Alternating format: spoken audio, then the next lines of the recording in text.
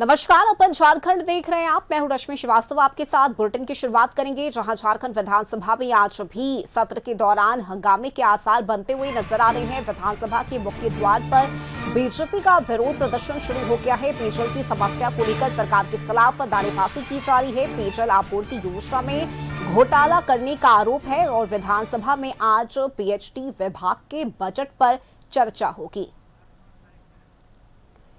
और ज्यादा जानकारी के साथ झारखंड विधानसभा से इस वक्त विशेष संवाददाता राजीव मोहन जुड़ चुके हैं। राजीव, देखिए, विरोध प्रदर्शन किया जा रहा है पेयजल आपूर्ति को लेकर। कई ऐसे विभिन्न मुद्दे हैं जो बीजेपी की तरफ से उठाए जा रहे हैं। सरकार के खिलाफ नारेबाजी किए जाने की जो पूरी तैयारी है, जो पूरी रणनीति है, वो तैयार की गई है। और क्या जानकारी मिल रही है इस वक्त?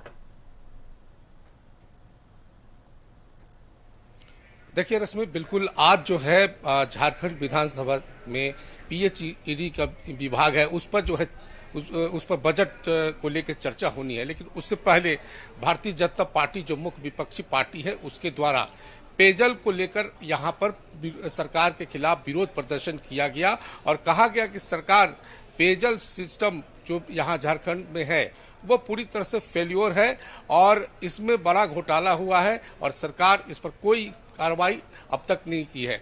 बीजेपी का कहना है कि झारखंड में गर्मी आते ही जो है पेयजल संकट शुरू हो जाता है, लेकिन उसको पूरा करने के लिए सरकार के पास जो योजनाएं हैं, जो कार्यक्रम है, उसे धरातल पर नहीं उतारा गया, जिसके कारण जो है यहाँ के आम आदमी परेशान है। बीजेपी के जो कार्यकर्ता हैं, जो विधायक हैं, उनका यहाँ तक कहना है कि इसमें बड़ा घोटाला हुआ है। जो ठेके दिए गए वो ठीक से जो ठेके दिए गए थे उस ठीक से धरातल पर नहीं उतारा गया, जिसके चलते जो दावा किया गया था झारखंड विधानसभा हेमंत सरकार के तरफ से कि हर घर में जो है नल का जल दिया जाएगा, वो लोगों तक नहीं पहुंचा है और यही कारण है कि यहाँ के आम लोग परेशान हैं। तो इस तरह का ये बड़ा मुद्दा जो है भारतीय जनता पार्टी की तरफ से यहाँ पर उठाया गया। इसको लेकर झारखंड के जो विधानसभा उसके मुख्य द्वार पर विरोध प्रदर्शन किया गया। दूसरी तरफ जो यहाँ के जल संसाधन मंत्री हैं, माफ कीजिएगा, पीएचईडी मंत्री हैं हफीजुल हसन, उनके तरफ से ये कहा गया कि इसमें जो है जो निविदा निकाली गई, जिस ठेकेदार को जो काम दिया गया उन्होंने ठीक से काम नहीं किया है, उसकी जांच की जा रही है। जो दोषी होंगे उनके खिलाफ कार्रवाई की जाएगी और उनका कहना है कि इसमें जो है सबसे बड़ा सब जो समस्या हुई वो केंद्र सरकार की तरफ से हुई। उनका कहना है कि केंद्र सरकार की तरफ से जो फंड की हिस्सेदारी होती है राज्य सरकारों को देने का, उसमें झारखंड को उतना पैसा नहीं दिया गया, उनका हिस्सा नहीं दिया गया और यही कारण है कि यहाँ का जो जल संकट है वो बढ़ता गया है। हालांकि उनके तरफ से यह भी कहा गया कि इस पूरे मामले की जांच की जा रही है और लोगों को पेयजल उपलब्ध कराया जाए, इसके लिए सरकार जो है अपने स्तर से पूरे स्तर से तैयारी कर योजनाओं को धरातल पर उतारने का प्रयास कर रही है। लेकिन उनका कहना है कि अगर जो कुछ भी समस्याएं आई हैं उस समस्याएं के पीछे केंद्र सरकार का झारखंड के साथ भेदभाव रवैया है, क्योंकि अगर फंड मिल जाता केंद्र सरकार के तरफ से, जो झारखंड को फंड मिलने की जो हिस्सेदारी थी वो नहीं दी गई, जिसके चलते ये समस्या हुई है। तो ये बड़ी समस्या यहाँ पर लेकर के उत्पन्न हुआ है।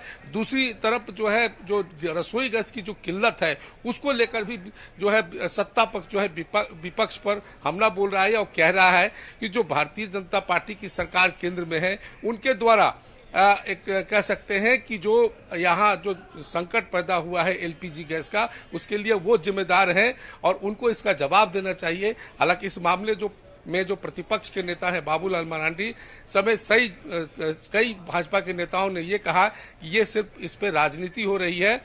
जहां कालाबाजारी हो रही है रसोई गैस का, उसको देखना झारखंड सरकार का काम है, हेमंत सरकार का काम है, वो नहीं देखा जा रहा है और इसको लेकर झूठ मूठ का आरोप जो है भारतीय जनता पार्टी पर लगाया जा रहा है। तो इस तरह के मुद्दे यहाँ पर चल रहे हैं और सदन के बाहर इसको लेकर के बयानबाजियां हुई हैं, प्रदर्शन हुए हैं और अभी सदन शुरू हो गया है। सदन के अंदर भी संभावना है कि इन बातों पर चर्चा होगी। रश्मि, बिल्कुल राजीव, इसके साथ ही सत्ता पक्ष की आज क्या रणनीति रहेगी, क्योंकि रसोई गैस सिलेंडर को लेकर बीते दिन विरोध दर्ज किया गया, आज किस तरह से सत्ता पक्ष अपनी बातों को रखेगा?